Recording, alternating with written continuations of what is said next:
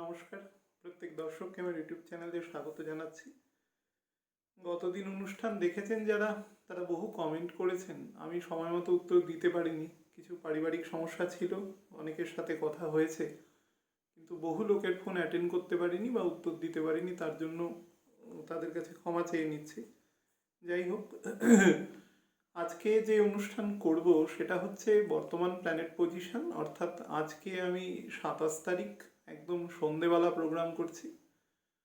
তো আজকের প্রোগ্রামে আপনাদের একদম রিসেন্ট প্ল্যানেট পজিশন নিয়ে দু একটা কথা বলবো। তার সাথে আগামীকাল অর্থাৎ 28 তারিখ বুধের ট্রানজিট আছে স্করপিওতে, সেই নিয়েও কিছু বলবো। অর্থাৎ অ্যাডজাসেন্ট সমস্ত কথাবার্তা নিয়ে আলোচনা করব এবং আপনাদের অনুরোধ করব যে আপনারা যারা অনুষ্ঠান শোনেন এবং বিভিন্ন SMS পাঠান আমাকে, তার জন্য আমি অনেক উপকৃত হই, কারণ বহু মানুষ যে আপডেট থাকেন সেটাও খুব ভালো লাগে দেখে। যাই হোক, আজকে একটি বিশেষ দিন, তার কারণ একটাই হচ্ছে, সেটা হচ্ছে বৃহস্পতি তার বাল্যাবস্থা ত্যাগ করেছে।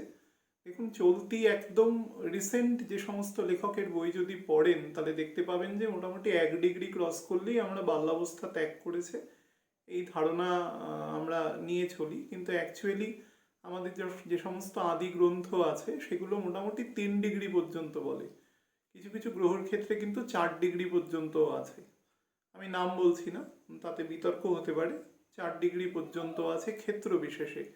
ক্ষেত্র বিশেষে ডিফারেন্স হয়, কিন্তু ক্ষেত্র বিশেষে ডিফারেন্সটাকে আমি ধরবো না। বৃহস্পতির ক্ষেত্রে এটা এই কারণে ধরবো, খুব স্পেসিফিক্যালি শুনুন। বৃহস্পতি যে যাত্রাটা এখন করছে, এই যাত্রাটা কিন্তু বৃহস্পতি অলরেডি একদম এপ্রিল মাসের গোড়ার দিকে করেছে। এখন 1 ডিগ্রি 24 মিনিটে আছে। এই যাত্রাটা কিন্তু বৃহস্পতি এপ্রিল মাসের ধরুন প্রথম 10-12 দিনের মধ্যে করেছে। সুতরাং সেই পরিপ্রেক্ষিতে এটাকে বাল্যাবস্থা ত্যাগ বলা যায়, এটা টেকনিক্যাল জায়গা। এবং শনির থেকে তার ডিস্টেন্স মাত্র 2.5 ডিগ্রির মতো আছে। শনি এখন 3 ডিগ্রি 57 মিনিটে রয়েছে। সুতরাং সেই পরিপ্রেক্ষিতেও বৃহস্পতির বাল্যাবস্থা ত্যাগ হয়েছে। তবে যদি টেকনিক্যালি বলেন, প্রশ্ন করেছে, আমি সেই জন্যই টপিকটা নিয়ে বলছি, যদি টেকনিক্যালি বলেন তবে 3 ডিগ্রি পর্যন্ত অপেক্ষা করা উচিত। অ্যাকচুয়ালি 3 ডিগ্রি 20 মিনিট প্রথম নবাংশটা ত্যাগ হওয়া পর্যন্ত বৃহস্পতির ক্ষেত্রে উচিত, যেটা কিন্তু গতবার যে গোচর হয়েছিল এই ঘরে, অর্থাৎ মকর রাশিতে, তখন কিন্তু এই গোচরটা সেই দূরত্বটা বৃহস্পতি অ্যাকচুয়ালি কভার করতে পারেনি, তার একটা নবাংশের মধ্যেই ছিল। আমি এ কথাটা অনেকবার আপনাদের বলেছি যে মকরে নর্মাল গোচরেও এবং তার নবাংশেও একই জায়গায় বৃহস্পতির অবস্থান ছিল, যেটা একটা সামগ্রিক বদ্ধ অবস্থার সৃষ্টি করে। সেটা যেভাবেই আসুক না কেন, তখন ইনিশিয়ালি প্যান্ডেমিকের র্যাপিডিটির জন্য এসেছিল সারা পৃথিবীব্যাপী। আপনারা দেখবেন যে মার্চ মাসের মোটামুটি সেকেন্ড উইকের পর থেকেই, অর্থাৎ 27 ডিগ্রি যখন থেকে বৃহস্পতি ক্রস করে নেবে, আরও প্রিসাইজলি যদি বলা যায় রবির নক্ষত্র যখন থেকে ধরে নেবে, তখন থেকে কিন্তু আস্তে আস্তে পৃথিবীর বিভিন্ন জায়গায় জনমানসে এই কোঅর্ডিনেশনটাকেও কমিয়ে দেবে। এটাই প্রিসাইজ লক্ষণ। বৃহস্পতি কিন্তু, একটা কথা আপনাদের বলিনি, যারা অ্যাস্ট্রোলজি প্র্যাকটিস করেন বা এর উপর ইন্টারেস্ট আছে, শনি যে ফলটা দেয়, শনি সবসময় কম্প্রিহেন্সিভ ফল দেয়। মনে করুন কারোর একটা বিবাহ হবে, বিবাহ হওয়ার জন্য 3টে প্ল্যানেট মুখ্যত উপযোগী, মানে কার্যকরী ভূমিকা নেয়। তার মধ্যে প্রথম কে নেয়? সার্বিকভাবে তো বৃহস্পতি নেয়, সে মাদার ভূমিকাটা নেয়। তার সাথে চন্দ্র এবং শুক্র, এই 3টে প্ল্যানেট নেয়। মঙ্গলের সাথে কিন্তু বিবাহের কোনো সম্পর্ক নেই, আপনাদের বারবার বলছি, কিন্তু মঙ্গল বিবাহকে প্রভাবিত করে একদম ডাইরেক্টলি। কিন্তু মঙ্গল সাথে বিবাহের কোনো অ্যাকচুয়ালি সম্পর্ক নেই। দেখুন, শুক্রের 2টো সমসপ্তমের ঘরই মঙ্গলের ঘর। মঙ্গলের ঘর যদি দিতই, তাহলে সেক্ষেত্রে কিন্তু ভগবান বানানোর সময়ই প্রভাবিত না করে, তাহলে অন্যভাবে বানাতে পারতেন তিনি। তার কাছে নিশ্চয়ই অন্যান্য অপশানও হয়তো ছিল, কিন্তু তিনি রেখেছেন, এটা বুঝেই রেখেছেন। বা মঙ্গলের ঘরের ক্ষেত্রে উল্টো দিকে শুক্র থাকবে। তো সুতরাং মঙ্গলের সাথে বিবাহের সম্পর্ক নেই, কিন্তু মঙ্গল ডাইরেক্টলি ম্যারেজকে প্রভাবিত করে, স্যাটার্নও প্রভাবিত করে ক্ষেত্র বিশেষে। কিন্তু সেই আমি আলোচনার গভীরতায় যাচ্ছি না, আমি যেটা বলছি যে আমাদের দৈনন্দিন যে দিন নামচা, যেটা আমরা আমরা অ্যাস্ট্রোলজিক্যালি দেখবেন বিভিন্ন জায়গায় বেরোয় যে আজকের দিন কেমন যাবে, আমি জানি না সেগুলো অনেকে হয়তো ফলো করেন। একটা জিনিস বলতে পারি, এটা কিন্তু বেস করা হয় চন্দ্র এবং বৃহস্পতি, মুখ্যত এই দুটো গোচরের ওপরে। রবিকেও কনসিডার করা হয়, যারা রবিকে অ্যাসেন্ডেন্ট ধরে কাজ করেন তারা রবিকে ধরে কাজ করে, অন্যান্য প্ল্যানেটের ভূমিকাও থাকে, কিন্তু মুখ্যত বৃহস্পতি এবং চন্দ্র। কারণ মানুষের দৈনন্দিন জীবনে যদি হঠাৎ করে তিনি কোনো বিপদের মধ্যে না পড়ে যান, তাহলে তার দৈনন্দিন জীবনে কি চাহিদা থাকে, যে তার আজকের দিনটা কেমন যাবে, তার আয় ইনকাম কেমন হবে, তার ফ্যামিলি কেমন থাকবে, একদম মেটেরিয়াল চাহিদা। সুতরাং এটা কিন্তু একদম ডাইরেক্টলি এই দুটো প্ল্যানেটকে ধরেই করা হয়। কিন্তু শনি কিন্তু তার সামগ্রিক এফেক্ট দেয়, কম্প্রিহেন্সিভ এফেক্ট। আমি যখন একদম এই বছরের গোড়ার দিকে যখন শনির গোচর হবে ক্যাপ্রিকনে, তখন চ্যানেলে প্রোগ্রামে আমি অনেকবার বলেছিলাম যে স্যাটার্ন যখন এই দুটো ঘর দিয়ে পাস করবে, অর্থাৎ মকর এবং কুম্ভ কম্প্রিহেন্সিভ দুটো রুম দিয়ে 5 বছর পাস করবে, তখন কিন্তু দেখবেন এই 5 বছরের পরে মানুষের জীবনে, মানুষের এলাকায়, আপনি যে এলাকায় বসবাস করেন, আপনি আপনি যে ক্ষেত্রে বসবাস করেন, সেটা বিভিন্ন দিক থেকে যদি বিচার করেন একটা ব্যাপক চেঞ্জ দিয়ে চলে যাবে। আপনি অ্যাস্ট্রোলজিক্যাল দৃষ্টিকোণ থেকে নয়, খুব নর্মালিও যদি ডেটটা লিখে রাখেন, সেটা 24শে জানুয়ারি 2020, এবং শনি সম্ভবত আমাদের কুম্ভ রাশি ত্যাগ করবে একদম 25 সালের শুরুর দিকে। আমি টেন্টেটিভ বলছি, আমার হয়তো 2-4 মাস এদিক ওদিক হতে পারে। এই যে একটা বিস্তৃত সময়, এই সময়টা 5 বছরের মধ্যে দেখবেন, দেখুন সময়ের কাজ সবসময় পরিবর্তন ঘটানো, কিছু না কিছু, এটা কাল তো কোনোদিন থেমে থাকে না, সব কিছু চেঞ্জ হয়। আমরা কিছুটা অনুভব করতে পারি, কিছুটা করতে পারি না। চেঞ্জই হচ্ছে, মানে পরিবর্তনই হচ্ছে এই ইউনিভার্সের একটা বেসিক রুল। সুতরাং সেই রুল তো সে ফলো করবে। কিন্তু স্যাটার্ন যখন পাস করে যাবে, আপনি রুলটা অনুভব করবেন। আপনার মধ্যে যদি সামান্য একটু সেন্সিটিভিটি থাকে, আপনি দেখবেন যে সমস্ত সেকশনে কম্প্রিহেন্সিভ ফল দিয়ে চলে যাবে। তার কিছু কিছু সেকশন আপনাদের আমি উল্লেখ করে দিয়েছিলাম। তার মধ্যে যেটা প্রথম, সেটা হচ্ছে ন্যায় প্রতিষ্ঠা। অর্থাৎ যে এই এই দীর্ঘ কুম্ভ রাশি থেকে শনি যখন বেরিয়ে গেছিল, সেটা সম্ভবত 1994-এ, তারপরে পরবর্তীকালে এই যে 25 বছর, এই 25 বছর মানুষ আমাদের দ্বারা জ্ঞাতে অজ্ঞাতে বিভিন্ন ভালো মন্দ কাজের যে একটা মিশ্র ফল শনি যে দেবে এই দীর্ঘ সময়, এই সময়ের হিসেব স্যাটার্ন এই 5 বছরে নেবে একদম। এবং স্যাটার্নের এফেক্ট মনে রাখবেন, স্যাটার্নের এফেক্ট খুব খুব ব্যাপক হয়। স্যাটার্ন কাউকে রেয়াত করে না।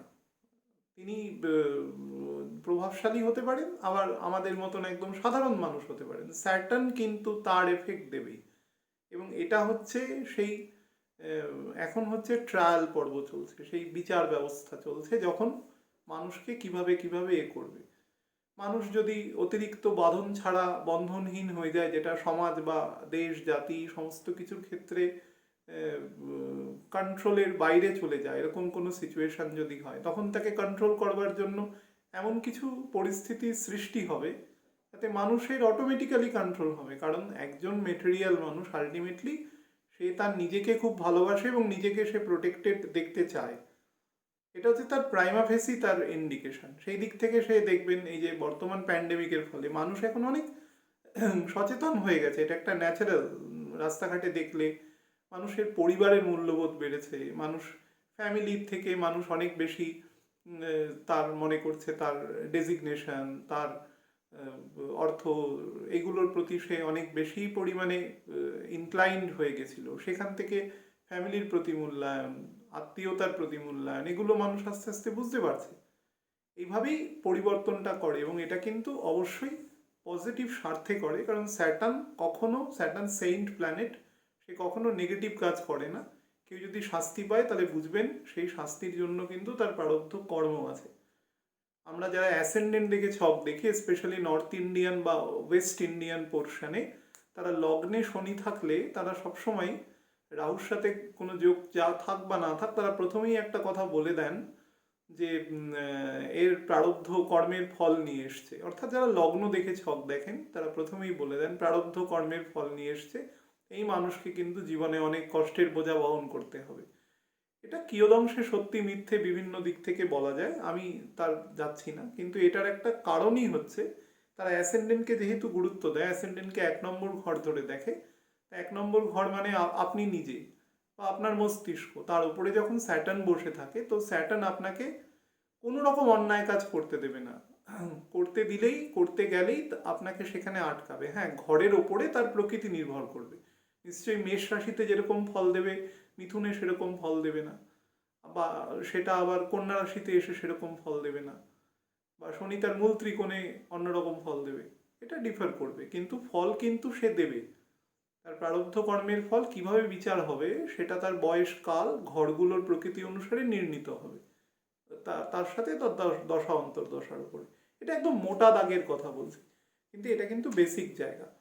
তো আজকের কথাগুলো, যেটা এতগুলো কথা আর কি আলোচনা করছি, সেটা হচ্ছে বৃহস্পতি যেহেতু তার মোটামুটি ধরে নিতে পারেন তার বাল্যাবস্থা ত্যাগ করেছে বা ত্যাগ করতে চলেছে, সুতরাং বৃহস্পতি কিন্তু এখন পাওয়ারফুল হতে থাকবে। এবং যেহেতু বৃহস্পতি এখানে তার প্রকৃতিকে ত্যাগ করছে না, আপনারা প্রায় প্রত্যেকেই জানেন, আমিও অনুষ্ঠানে বলেছি যে এখানে তার অ্যাকচুয়ালি তার নিজ ভঙ্গ হয়ে যাচ্ছে। অন্তত 16ই ফেব্রুয়ারি পর্যন্ত তো তার কোনো নেগেটিভ বা তার ডিভিয়েটেড এফেক্ট কিছু হয় না। নেগেটিভ কথাটা বলা ভুল, ডিভিয়েটেড এফেক্ট কিছু হবে না। সুতরাং বৃহস্পতি কিন্তু র্যাপিড ফল দেবে।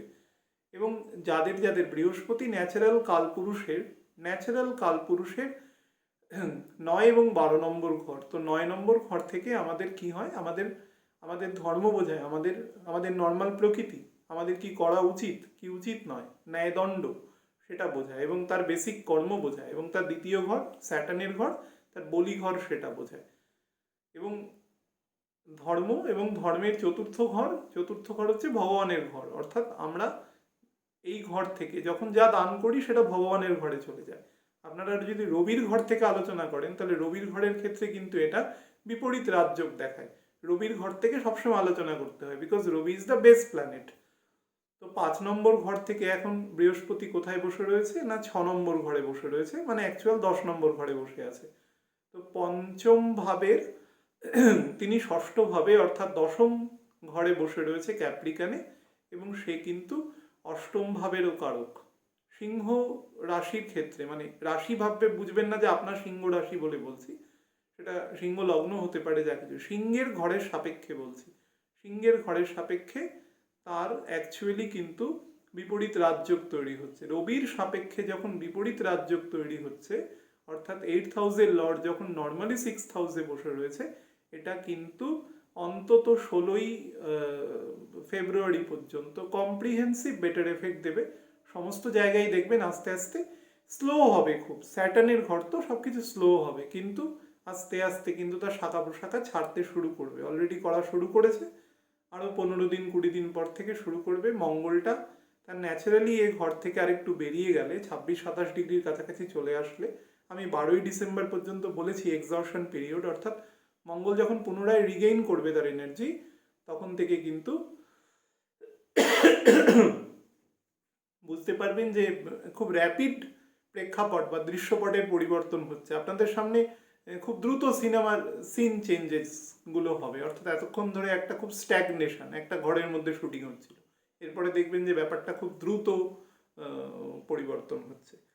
এরপরে বুধের নর্মাল প্রক্রিয়া নিয়ে বলে দিই। বুধ আগামীকাল অর্থাৎ 28 তারিখ সকাল প্রায় 7টার 1 মিনিট আগে কলকাতার লঙ্গিটিউড ল্যাটিটিউডে স্করপিওতে প্রবেশ করবে এবং থাকবে 17ই ডিসেম্বর পর্যন্ত। তো এই ঘরে বুধের যে গোচর হবে, সেই গোচর নিয়ে আমার দুটো জিনিস বলা রয়েছে। দেখুন, বুধ হচ্ছে নর্মাল কমিউনিকেশনের প্ল্যানেট, একদম বেসিক কমিউনিকেশন। সেটা শরীরের ক্ষেত্রে যত রকম কোঅর্ডিনেশন হয়, এবং খুব সৎ কোঅর্ডিনেশন, অনেকবার বলেছি যে বুধের কোঅর্ডিনেশনের মধ্যে কোনো রকম মুনাফা বা কোনো রকম হিডেন কোনো এজেন্ডা এগুলো থাকে না বুধের মধ্যে। বুধ খুব বালক গ্রহ আমরাও বলি বহু ক্ষেত্রে। বুধের মধ্যে একটা ইনোসেন্স আছে, বুদ্ধির একদম প্রথম দিকে, অর্থাৎ ইন্টেলিজেন্সটা তো স্যাটার্ন থেকে দেয়, কিন্তু বুধ হচ্ছে সেই বুদ্ধির একদম বুনিয়াদি যে পদক্ষেপ সেই জায়গাটা তৈরি করে। সুতরাং সেই দিক থেকে কিন্তু বুধ এখন গতি নিয়ে নিয়েছে অলরেডি অনেকটাই। স্করপিওর প্রথম দিকে একটু কম গতিতে থাকবে, কিন্তু পরবর্তীকালে দেখবেন গতি আস্তে আস্তে আরও নিয়ে নেবে। তো সেই দিক থেকে বুধ কিন্তু কমিউনিকেশনের জায়গা বেটার করবে। যদিও শুক্রের ঘরে কিন্তু বুধ কমিউনিকেশনের জায়গায় খুব খারাপ করবে না। তার কারণটা আমি আগেই বলেছি, স্বাতী নক্ষত্র এই জায়গাটা থেকে অনেকটাই রিলিফ দেয়। যতটুকু চিত্রা নক্ষত্রে ছিল সেই পোর্শনটুকু ব্যতি রেখে, সেই আলোচনা আমি আগেও করেছি। যাই হোক, বুধ আমাদের নর্মাল যে জায়গাগুলো, উপস্থিত বুদ্ধি, মেধা, চালাকি, ট্রেডিং, ব্যবসা বাণিজ্য, কোঅর্ডিনেশন, সেন্স অফ ম্যাচুরিটি আমাদের তৈরি করে, দ্রুত লার্নিং এবিলিটি তৈরি করে। এর জন্য 12 বছর বয়স পর্যন্ত, অনেকবার বলেছি যে 1 বছর থেকে 12 বছর পর্যন্ত বুধ কিন্তু খুব দ্রুত এফেক্ট দেয়। এবং মানুষের মোটামুটি যদি ছক একটা মাঝারি লেভেলের ছক হয় এবং মাঝারি লেভেলের দশা হয়, বুধ কিন্তু সেই সময় অনেক কিছু শিখতে সাহায্য করে। বাচ্চাদের মধ্যে একটা ইনিশিয়াল টেন্ডেন্সি দেখবেন, কিউরিসিটি থাকে প্রচুর। বুধ এই কিউরিসিটির কারক। কিউরিসিটি মানে কিন্তু নেগেটিভ অর্থে নেবেন না। বাচ্চাদের কিউরিসিটি, বাচ্চারা কোনো কিছু প্রিটেন্ড করতে পারে না, ভান করতে পারে না বাচ্চারা। বাচ্চাদের সাথে একটা পশুর সাথে, একটা পশু যেরকম ভান করতে পারে না, বাচ্চাও সেরকম পারে না। তো বাচ্চাদের মধ্যে একটা পবিত্রতা থাকে, সেটা কিন্তু বুধ দেয়। সে বুধ is a very sacred planet. তবে বুধ কিন্তু ঠিক বাচ্চাও যেরকম একটা অসৎ সঙ্গে যদি তাকে ফেলে রাখা হয়, সে কিন্তু খুব দ্রুত স্পয়েল হয়ে যেতে পারে। বুধ কিন্তু সঙ্গদোষেও কিন্তু বুধের নেগেটিভ এফেক্ট হয়। বুধ রাহুকেতু যুক্ত হয়ে গেলে নেগেটিভ হয়। বুধ যদি কখনো শনির সাথে 7 ডিগ্রির মধ্যে ঢুকে যায়, তাহলেও কিন্তু বুধ কিছু ডিস্টারবেন্স তৈরি করে। সেই প্রবলেম যখন আসবে, গোচর করবে শনির ঘর দিয়ে, তখন, অর্থাৎ মকর রাশি দিয়ে বুধ যখন গোচর করবে, মকরে সম্ভবত মকর কুম্ভের জাংচারে গিয়ে বুধ বকরি হবে ফেব্রুয়ারি মাসের হয়তো 3rd উইকের পরে। তো সেই সময়টা সেই বিষয় নিয়ে আলোচনা করব।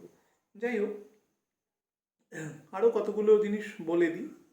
সেগুলো হচ্ছে মিডিয়া, জার্নালিজমের কারক, বুঝতেই পারছেন, কোঅর্ডিনেশনের কারক, একটা জিনিসকে একটা জায়গায় পৌঁছে দেওয়া। লজিক্যাল কন্ট্রাডিকশন তারা করতে পারেন, তর্ক করতে পারেন, কিন্তু লজিক্যাল তর্ক করেন। তার সাথে যদি মঙ্গলের খুব নেগেটিভ এফেক্ট না থাকে বুধের সাথে, তাহলে বুধ কিন্তু খুব ভদ্রতার সাথে তর্ক করে, অর্থাৎ কথাবার্তার মধ্যে তার মাধুর্যতা থাকবে। সে কখনো অন্যকে অসম্মান করে বা ব্যক্তিগত স্তরে খুব খারাপ কথা বলবে না কখনো। এটা বুধের একটা খুব ডিসেন্সি আছে। বাট বারবার বলছি, বুধ যদি খারাপ প্ল্যানেট দ্বারা যুক্ত বা দৃষ্ট, এই দুটো যদি হয় যুক্ত অথবা দৃষ্ট, তাহলে কিন্তু বুধ সম্পূর্ণ বিপরীতধর্মী ফল দেবে। কারণ দ্রুত সে ইনফ্লুয়েন্স হয়ে যায় ইম্যাচুরিটির জন্য। একটা বাচ্চাকে দিয়ে যেরকম আপনি একটা অ্যাবিউসিভ শব্দ বলিয়ে দিতে পারবেন, কারণ সেই অ্যাবিউসিভ শব্দটার অর্থ বাচ্চাটা হয়তো জানিই না, সেই শব্দটা বললে কি তার প্রতিক্রিয়া হতে পারে জানিই না, সে বলে দেবে একেবারে সরল মনে। ঠিক সেরকমই বুধ যখন যদি খারাপ গ্রহের যুক্ত বা দৃষ্ট হয়ে যায়, তাহলে বুধকে দিয়ে খারাপ কাজ করিয়ে নেওয়া যায়, বা তার ছকে সেরকম কিছু সমস্যার তৈরি করে। যাই হোক, যে কোনো ফ্যাক্ট বা ম্যাটারের ক্ষেত্রে সূক্ষ্ম নিরীক্ষণ বোধ বুধের হাতে থাকে। চিন্তা, ধারণা, বিচার, সূক্ষ্ম বুদ্ধি বুধের প্রয়োগ থাকে। হরস্কোপে যদি বৃহস্পতি এবং শনি মাঝারি প্রকৃতির হয় এবং বুধ যদি খারাপ যুক্ত বা দৃষ্ট না হয়, বারবার বলছি, বুধ রবির খুব কাছের প্ল্যানেট। বুধ খুব দ্রুত এফেক্ট হয় এবং মানুষের জীবনের প্রাইমারি বৃদ্ধি এবং একদম জীবনের শেষের দিকের মানুষের যে উপলব্ধি, সেই দুটো বুধ কন্ট্রোল করে। এবং মানুষের ক্ষেত্রে পার্সোনালিটি ডেভেলপমেন্টের ক্ষেত্রে বুধ একটা খুব গুরুত্বপূর্ণ ভূমিকা নেয়। বুঝতে পারছেন তো, কালপুরুষের উপচয় স্থানে অবস্থান করে বুধ। মানুষের একদম স্যালিভেসির সাথে যুক্ত থাকে বুধ। কালপুরুষের 6ষ্ঠ ঘর কিন্তু, সেটাই বুধের মেন ঘর। যদিও বুধের সক্রিয় ঘর কিন্তু মিথুন, কিন্তু বুধের পাওয়ারফুল ঘর মনে রাখবেন সেটা তো কন্যা, মানে শাস্ত্র মতে। কিন্তু বুধ অ্যাক্টিভ রোল প্লে করে কিন্তু মিথুনে এসে।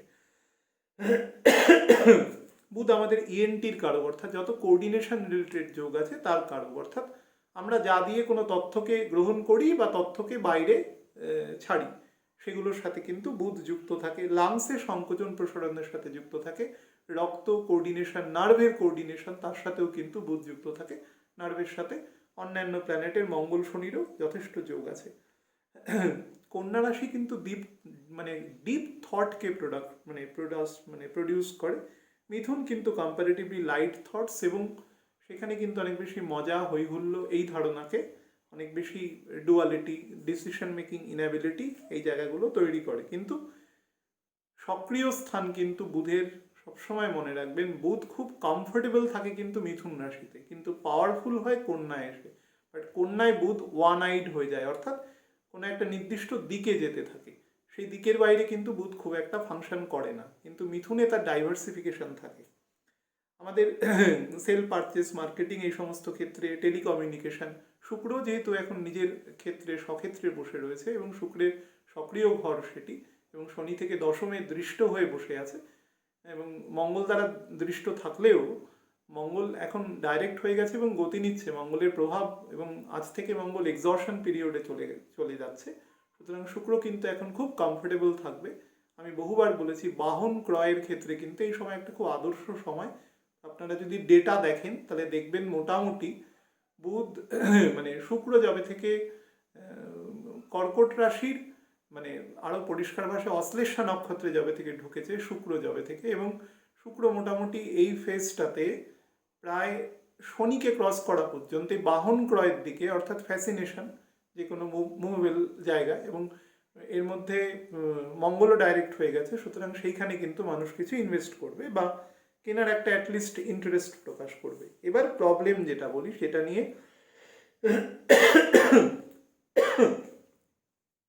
মুখ্যত বলার, সেটা হচ্ছে কেতু রয়েছে এই ঘরে। কেতু কিন্তু অনেকটাই দূরে রয়েছে। কেতুর এখন ডিগ্রি রয়েছে ইমিডিয়েট 26 ডিগ্রি 31 মিনিট। বুধ যতদিনে এই ঘরে থাকবে, অর্থাৎ 17ই ডিসেম্বর পর্যন্ত, কেতু মোটামুটি 25 ডিগ্রির কাছাকাছি পর্যন্ত থাকবে। তার মানে বুধ এবং কেতু একে অপরের 10 ডিগ্রির মধ্যে চলে আসবে। সেটা কিন্তু বুধ এই ঘরে ঢোকার ধরুন আরও 10 দিন পর থেকে। তো সেই হিসাবে আমি প্রত্যেককে বলছি, যারা যেভাবে হরোস্কোপ দেখেন, আমাকে যেভাবে প্রশ্ন আসে আমি উত্তর সেভাবে দিচ্ছি। আগে আমি এভাবে বলতাম না, কিন্তু সিচুয়েশনের বশবর্তী হয়ে বলছি। সেটা হচ্ছে যারা লগ্ন দেখে, স্পেশালি মেজরিটি লোকই লগ্ন দেখে ছক দেখেন, যাদের ক্ষেত্রে লগ্নের সেকেন্ড হাউস গন্ডগোল আছে, অর্থাৎ সেকেন্ড হাউসে ম্যাল এফেক্ট আছে, বাক্যের ওপরে যাদের কন্ট্রোল কম আছে, যারা লুজ স্টক করতে অভ্যস্ত, যাদের বাক্যের ওপরে কোনো নিয়ন্ত্রণ নেই,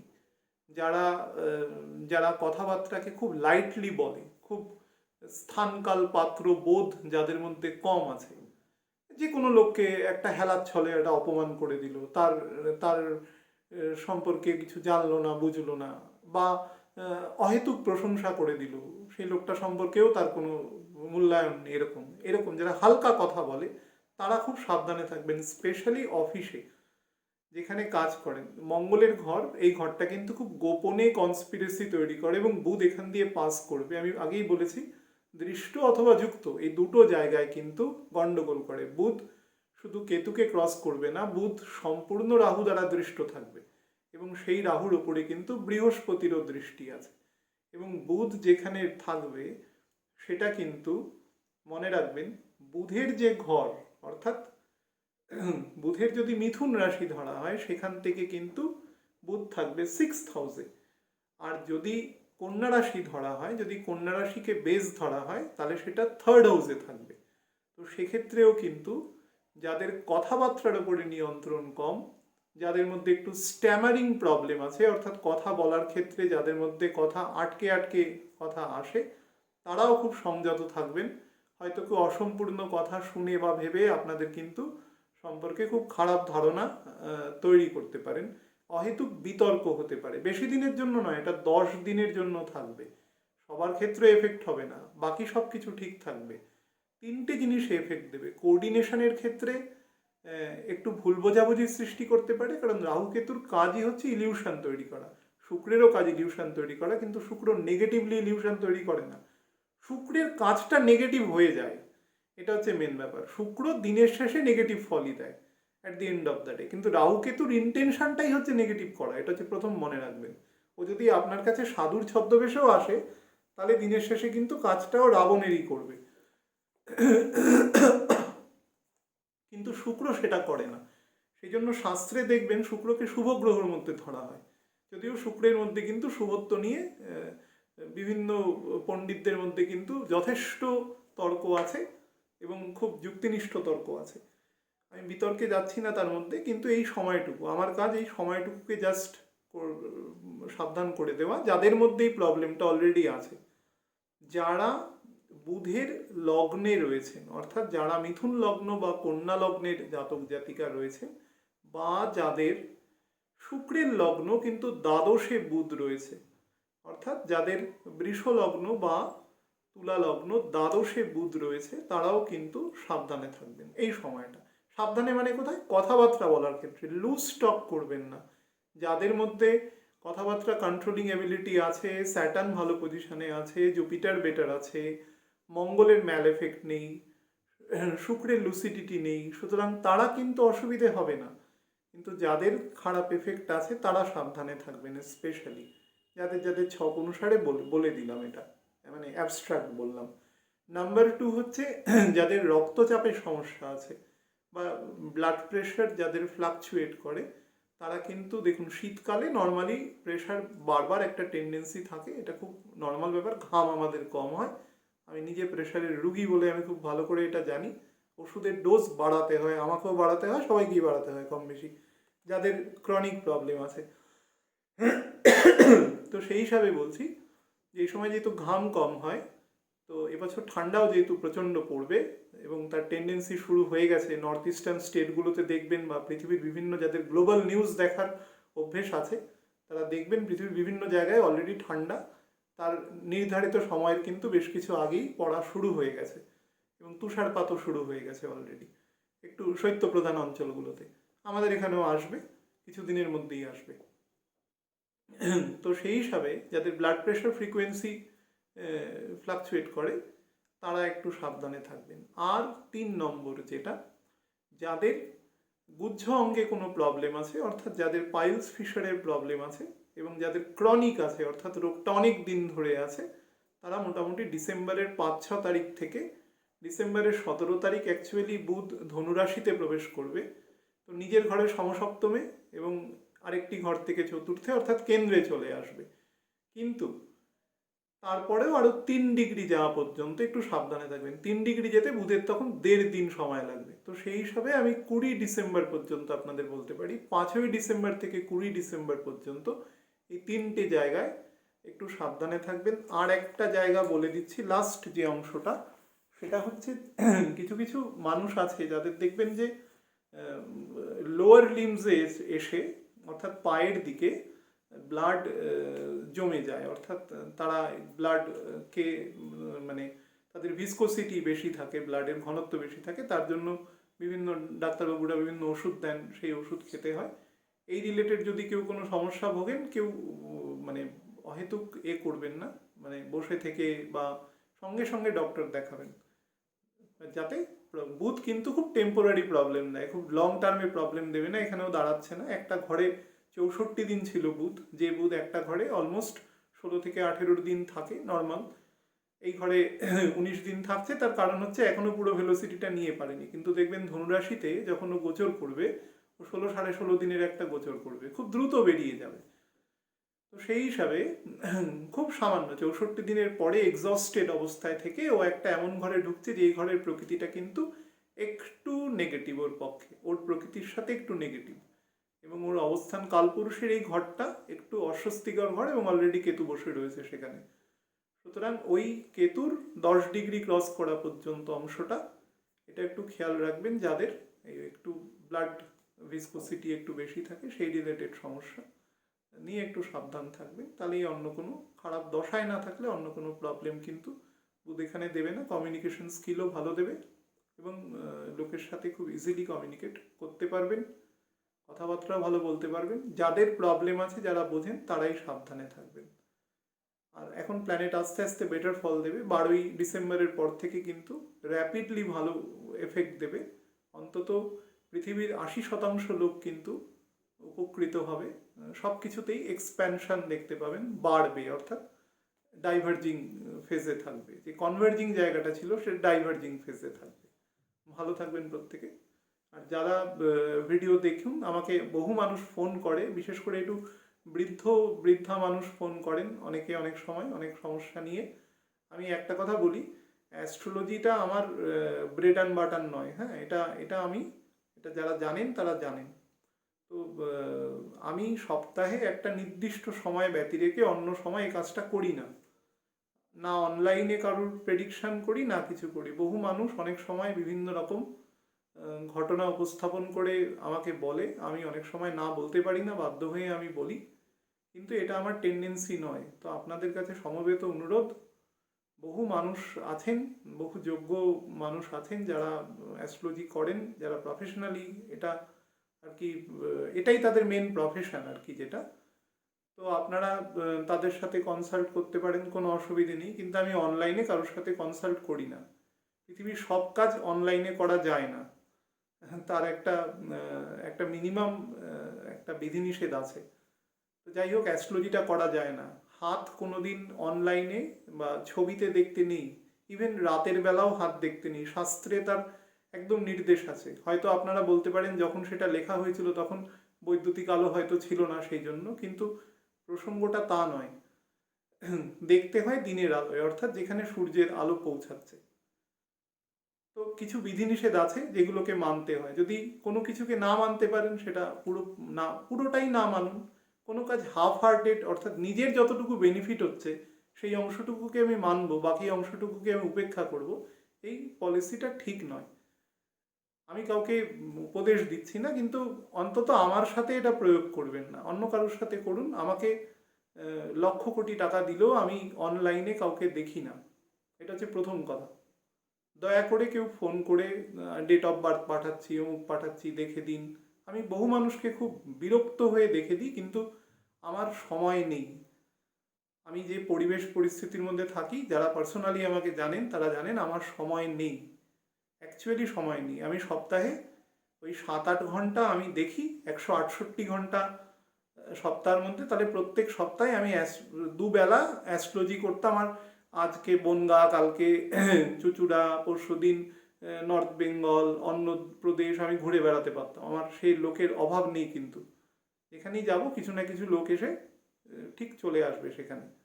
কিন্তু ওটা আমার পেশা নয়, এটা আমার ব্রেড অ্যান্ড বাটার নয়। এটা প্রথম বোঝার চেষ্টা করুন। আমি বহুবার বলেছি, কিন্তু আপনারা, কিছু মানুষ আছেন যারা বোঝেন না, মানে অহেতুক এক ধরনের বিরক্তির প্রকাশ আর কি। আমার মুখ দিয়ে একটা খারাপ কথা বার করানোর একটা টেন্ডেন্সি থাকে। আমি খারাপ কথা কাউকে বলি না, কিন্তু আমি ততটাই কাজ করব যতটা আমাকে আমার ভগবান নির্দেশ দেবে। তার বাইরে আমাকে দিয়ে কেউ কোনো কাজ করাতে পারবে না। এটা আমরা ছোটবেলা থেকে দীক্ষিত। আমাদের দিয়ে এত সহজে কেউ কোনো কাজ করিয়ে নেওয়া সম্ভব নয়। তাহলে আমি সেই প্রফেশনই করতে পারতাম। আমি বাড়িতে শুয়ে থাকলেও আমি দেখব না।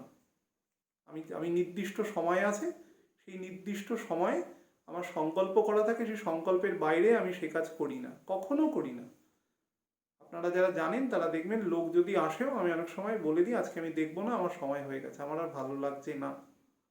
সুতরাং দয়া করে এটা মেনটেন করবেন। আমাকে অহেতুক ফোন করে বিরক্ত করবেন না। আমি ডেট অফ বার্থ পাঠাচ্ছি, আপনাকে কোথায় টাকা পাঠাতে হবে, কোথাও টাকা পাঠাতে হবে না। আমি অনলাইনে দেখলে কারুর থেকে কখনো পয়সা নিইনি, কখনো নিইনি, কোনোদিন নেবও না, কোনোদিন দেখবও না। যদি এরকম সিচুয়েশন থেকে, প্যান্ডেমিক যে খুব খারাপ, যেটা কখনো সম্ভব নয়, এটা ইমাজিনেটিভ কথা বলছি, তাহলে আমি দেখবো না অ্যাস্ট্রোলজি। যেদিন ঠিক হবে, আর ততদিন পর্যন্ত যদি আমি জীবিত থাকি, তাহলে সেই দিন দেখবো। আমার সেরকম কোনো তাড়া নেই। দয়া করে আপনারা এই কার্ড সেটা মেনটেন করবেন, এটা আমার আন্তরিক অনুরোধ প্রত্যেকের কাছে। ভালো থাকবেন। শুধু মঙ্গলটা গতি নেওয়াটা আর একটু, অন্তত 20 মিনিটের ওপর গতি নেওয়া পর্যন্ত যানবাহনের ওপর একটু নিয়ন্ত্রণ রাখবেন, তাহলেই সব কিছু ঠিকঠাক মতন চলবে। নমস্কার।